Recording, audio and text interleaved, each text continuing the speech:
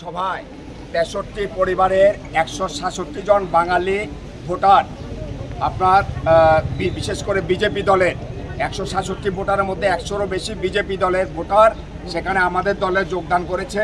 কারণ তারা বিজেপির শাসনে সেখানে অতিষ্ঠ হয়ে গেছে। বিজেপি রাজ্য ক্ষমতায়, কেন্দ্র ক্ষমতায়, কিন্তু সেখানে তারা কোনো সুযোগ সুবিধা পাচ্ছে না। তারা উপলব্ধি করতে পারছে যে সবকা সাথ সবকা বিকাশের নামে সবকা সাথ সবকা বিনাশ হচ্ছে এবং সবকা সাথ সবকা খুদ কা বিকাশ হচ্ছে। তাই এরা সেখানে দল ত্যাগ করে আমাদের দলে সামিল হচ্ছে। এবং আপনারা নিশ্চয় জানেন গত এডিসি নির্বাচনে দক্ষিণ ত্রিপুরা জেলায় বিজেপি শূন্য হয়ে গেছে।